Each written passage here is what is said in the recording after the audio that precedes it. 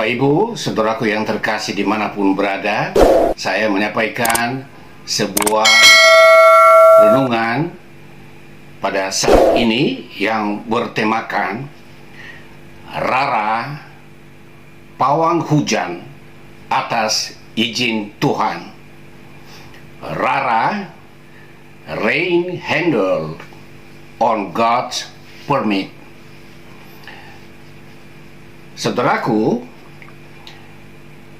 Rara Isti Wulandari, yaitu wanita kelahiran Papua yang sekarang usianya 38 tahun, mendadak viral di berbagai media setelah ia menghentikan hujan yang sempat membuat balap motor GP internasional di Mandalika, Lombok, Nusa Tenggara Timur pada hari Minggu 20 Maret 2022 yang lalu, sehingga balap motor ini dihentikan sementara.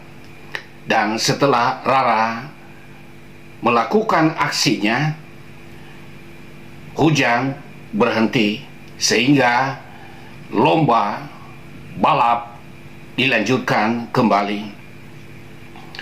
Akibat dari semuanya ini, ada banyak orang yang kagum, yang tersenyum, bangga, dan juga terharu bahagia. Ada orang yang memujinya. Bahkan media Spanyol menyebut Rara sebagai pahlawan motor GP Mandalika. Tetapi di sisi lain ada juga orang yang menghujat, seperti disampaikan oleh Bapak Pendeta Gunario Darmanto. Adanya orang yang berkomentar, ini praktek kuno, ini tradisional, ini kuasa gelap, tidak ilmiah, tak rasional. Penilaian negatif tersebut mungkin dikaitkan dengan praktek pawang hujan yang menggunakan mangkok emas, pakai bawang merah dan juga cabai di atas mangkok, dan selain itu ia juga menyiapkan sesajen. Saya melihatnya dengan menempatkan pernyataan Rara atas izin Tuhan. Selengkapnya ia berkata, langit itu atas izin Tuhan milik Rara. Saya melihat bahwa Rara sebagai pawang hujan ada ketergantungannya pada Tuhan sebagai Sang Pencipta, sehingga hanya bisa terjadi apabila seizin Tuhan.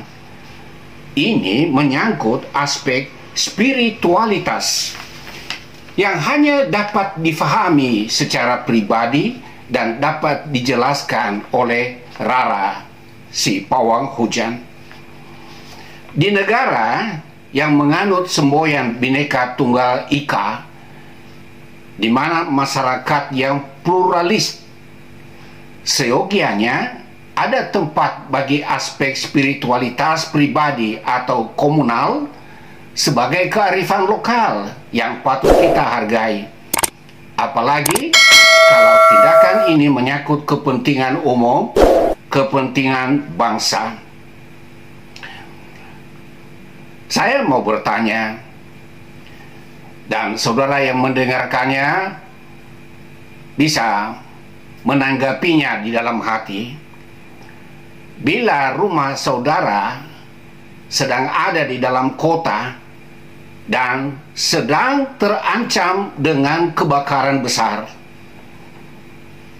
tetapi kemudian Rara sebagai pawang hujan, andai kata ia berhasil mendatangkan hujan deras di atas lokasi kebakaran besar, sehingga rumah saudara selamat dari si jago merah.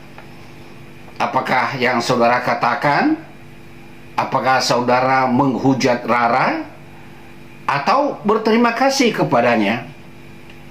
Karena dengan aksinya, ia telah menyelamatkan rumah Anda dan segala harta benda yang Anda miliki. Saya pastikan Anda tidak menghujatnya. Anda pasti berterima kasih kepadanya. Atau andai kata ada kebakaran hutan yang meluas di Indonesia, dan Rara diminta bantuannya untuk mengundang hujan lebat turun atas hutan yang terbakar sehingga kebakaran berhenti dan tidak meluas. Ini hanya andai kata. Apakah kita tidak berterima kasih kepadanya? Saya pastikan, sekalipun ada orang yang bisa berkata miring, tetapi dengan nalar sehat kita berkata, untung Rara bisa berbuat sesuatu. Saudaraku yang terkasih, ayah saya yang sudah almarhum pada tahun 2002 lalu di usia 106, ia melayani Tuhan sebagai gembala jemaat di Jemaat BNKP Jemaat Fatedana. Saat itu masih Kecamatan Idanagaro, Kabupaten Nias. Ia melayani dari usia 25 tahun sampai 80 tahun. Selain menggembala jemaat, kami hidup dari usaha bertani dan beternak. Tetapi karena kemarau panjang, 2 bidang sawah milik kami tidak dapat diolah karena tanahnya kering. Dan sungai yang biasanya mengairi bidang sawah ini nyaris kering akibat kemarau panjang. Lalu bapak saya, ia mencari lipan di bawah pohon pisang, dan ia menemukan lipan itu cukup besar. Lalu lipan itu dimasukkan ke dalam kantong plastik putih yang ukuran kecil, dan kemudian dia memasukkan di dalam kantong plastik itu cabai rawit yang sudah merah, sudah matang, dan dipotong di bagian ujungnya. Lalu dia masukkan di dalam kantong plastik tadi, yang di dalamnya ada lipan besar, dan itu lipan memberontak.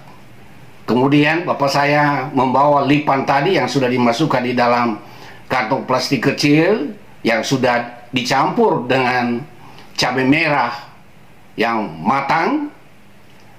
Dia taruh di tunggul kayu yang ujungnya sudah dibikin datar. Lalu kemudian ditaruh di atas tunggul kayu itu, kemudian ditutupin dengan daun pohon yang agak lebar. Lalu kemudian dia ikat. Dan saat diikat di situ, lipan yang ada di dalamnya itu lompat-lompat, berontak-berontak. Dan kemudian bapak saya, dia berlutut dekat tunggul kayu tadi di mana ditaruh di situ lipan di ujungnya, dan ia berdoa. Ia memandang ke langit. Dan apa yang terjadi, saudaraku? Saya saksi mata saat itu. Hanya dalam waktu 3 jam kemudian, dengan tiba-tiba suasana di langit berubah menjadi gelap. Dan hanya dalam waktu 5 jam kemudian turun hujan. Dan hujan itu terjadi beberapa hari berikutnya, sehingga sungai tadi yang nyaris kering, kemudian airnya sudah besar, dan air yang kami butuhkan untuk mengelola sawah sudah jauh melebihi kebutuhan. Apakah tindakan ayahku ini ada kaitannya dengan okultisme? Ada kaitannya dengan perbuatan-perbuatan sihir? Oh, saya pastikan sama sekali tidak. Bapak saya adalah seorang hamba Tuhan, Bahkan jikalau ada penyakit tertentu dan ada dukun kampung yang dipanggil, oh dia sangat keberatan. Ketika ya hujan sudah turun dan saya bertanya sama bapak saya, mengapa tadi cabai merah tadi dimasukkan bersama lipan di dalam? Ya, dia katakan cabai merah itu kalau kena di mata kita sangat pedas. Demikian juga aromanya ketika kena di mata lipan, dia pasti menangis. Dan itu menimbulkan reaksi. Saya berkata, lalu kenapa bisa hujan turun kemudian? Dia bilang, ya hujan turun karena diizinkan Tuhan. Tuhan yang menurunkan hujan. Tetapi dari nenek moyang kita dulu, ada tradisi.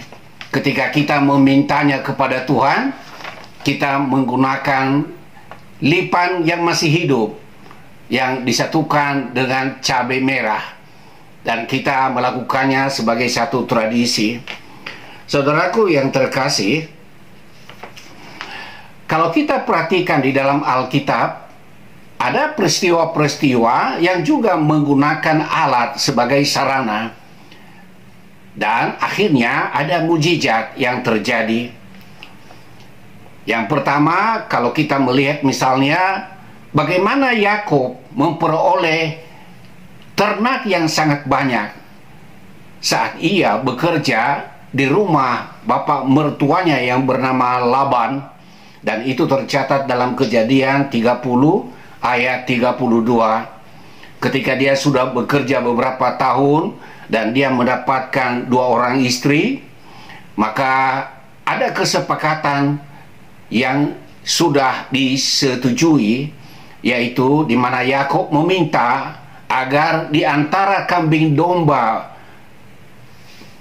bapak mertuanya, kalau ada kambing domba yang bulunya berbintik-bintik atau berbelang-belang, Yakub berkata, "Bapak, itu milikku ya. Tetapi semua yang tidak berbintik-bintik dan tidak berbelang-belang, itu adalah milik Bapak." Dan itu disepakati. Dan memang pada saat itu bulu kambing domba yang berbintik-bintik dan berbelang-belang itu sedikit. Lebih banyak yang polos-polos. Jadi bapak mertuanya yang bernama Laban mendengarkan permintaan menantunya, dia sudah tahu, wah, aku akan sangat untung karena kambing domba yang berbulu bintik-bintik dan berbelang-belang itu jarang lah. Apa yang dilakukan oleh Yakub? Sebagai ungkapan imannya, lalu ia mencari dahan kayu, dahan hijau dari pohon hawar, pohon badam, dan pohon berangan. Kulit batangnya itu dikupas sampai terlihat ada bintik-bintik berbelang-belang di bagian dalam. Lalu kemudian dahan kayu yang sudah dikupas kulitnya tadi diletakkan di palungan, di mana kambing domba biasa mereka berkelamin saat mereka minum air. Jadi di dalam pikiran si Yakub, ketika nanti kambing domba ini berkelamin, sambil melihat ada warna di depannya berbelang-belang, berbintik-bintik, maka nanti anaknya ya akan lahir sedemikian. Dan apa yang terjadi? Ya, seperti yang diharapkan oleh Yakub. Sebagian besar anak-anak kambing, anak domba yang dalam penggembalaannya itu bulunya berbintik-bintik dan berbelang-belang, sehingga kekayaan Yakub melimpah terus. Dan ketika bapak mertuanya melihat ini, dia memandangnya, wah, ini menantuku ini membawa aku kerugian besar. Aku hanya bertambah sedikit, tetapi ia semakin kaya. Apakah tindakan yang dilakukan Yakub ini ada hubungannya dengan ilmu sihir, dengan okultisme? Oh, saya pastikan tidak ada sama sekali. Tetapi itulah ekspresi iman Yakub. Dan ia mengharapkan bahwa Tuhan memberkati dia melalui metode yang dilakukannya. Demikian juga ketika Tuhan memerintahkan Musa dan Harun untuk memimpin keluar Israel keluar dari Mesir, sebagaimana di dalam Keluaran 7 ayat 10 sampai 12. Ketika mereka menghadap Firaun, lalu Tuhan berkata kepada Harun, itu ada tongkat di tanganmu itu, lemparkan itu di depan Firaun dan itu akan menjadi ular. Ya, ini maksudnya mengadakan mujizat di depannya supaya Firaun, Raja Mesir, tahu bahwa ini utusan Tuhan yang dibuktikan melalui tongkat Harun yang berubah menjadi ular. Dan memang betul, begitu Harun menaruh tongkatnya di depan Firaun, tongkat itu berubah menjadi ular. Tetapi Firaun juga tidak kehilangan akal. Dia tahu bahwa di Mesir banyak tukang-tukang sihir yang bisa melakukan mujizat-mujizat. Dan ketika dia panggil tukang-tukang sihir itu, ia perintahkan, silakanlah lempar tongkatmu di depan ini. Dan mereka lempar, dan satu persatu tongkat tukang-tukang sihir itu menjadi ular juga. Tetapi apa yang terjadi? Tongkat Harun yang tadi sudah berubah menjadi ular, ia menelan hidup-hidup semua tongkat-tongkat tukang sihir yang tadi menjadi ular. Apakah tongkat-tongkat yang berubah jadi ular dari tukang sihir Mesir itu berkaitan dengan okultisme, kuasa-kuasa gelap? Iya, jelas. Tetapi peristiwa tongkat Harun berubah menjadi ular tidak ada kaitannya dengan ilmu sihir, okultisme, tidak. Justru kuasa Tuhanlah yang telah mengadakan mujizat sebagai tanda melalui tongkat Harun itu. Tongkat menjadi ular. Demikian juga saudaraku, bagaimana Musa memimpin bangsa Israel itu keluar dari Mesir. Karena mereka menyeberangi Laut Teberau. Dan Tuhan berkata kepada Musa, angkatlah tongkat yang ada di tanganmu.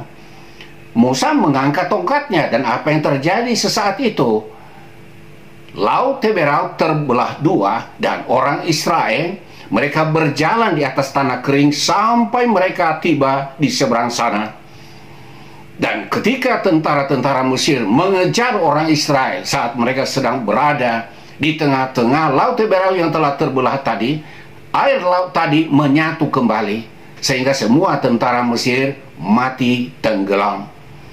Nah, apakah penggunaan tongkat Musa yang kemudian dipakai Tuhan untuk membelah Laut Teberau ini ada kaitannya dengan okultisme? Jelas tidak. Ini kuasa Allah yang dinyatakan. Saudaraku yang terkasih, penggunaan sarana bisa menjadi ekspresi iman seseorang tentang apa yang diharapkannya. Dan dengan iman, dengan keyakinan seseorang, apa yang didambakannya terjadi dapat terwujud jika hal itu diizinkan oleh Tuhan. Demikian halnya saya memandang bahwa penggunaan Rara si pawang hujan dengan menggunakan mangkok emas, bawang merah, dan cabai bisa dimaknai sebagai sarana untuk mengekspresikan keyakinannya dan harapannya untuk diwujudkan. Memang kalau andai kata misalnya kita bertanya, mengapa harus pakai bawang merah dan cabai? Saya pribadi berpikir begini, ya biasanya orang kalau potong-potong bawang itu uap dari bawang itu ketika kena di mata bisa perih dan mengeluarkan air mata. Ya, demikian juga dengan cabai. Ya, kalau kita tumbuk cabai, apalagi cabai itu digoreng, itu membuat mata kita berair seperti orang menangis. Nah, apakah ada hubungannya ini? Ya, seperti yang dilakukan oleh bapak aku tadi, almarhum, yang menggabungkan lipan yang hidup dengan cabai merah yang matang dalam sebuah kantong plastik. Jika ia melakukan ritual dan atas izin Tuhan, maka pasti terjadi. Karena kalau Tuhan tidak mengizinkan hal itu terjadi, maka apa yang terjadi? Pasti Rara, si pawang hujan, mempermalukan dirinya sendiri. Karena itu, saudaraku yang terkasih, menyikapi hal-hal seperti ini, kita harus melihatnya dalam perspektif yang utuh.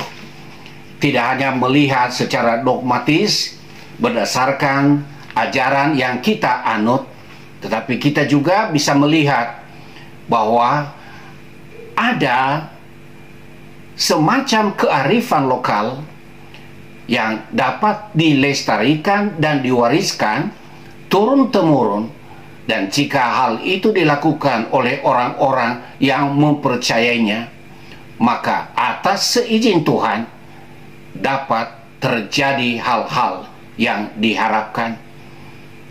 Kiranya pencerahan ini bisa memberikan kita pengertian, sehingga kita perlu mengapresiasi hal yang baik, yang positif, dan jangan kita terjebak dalam sikap menghakimi. Kiranya Tuhan memberkati kita semua.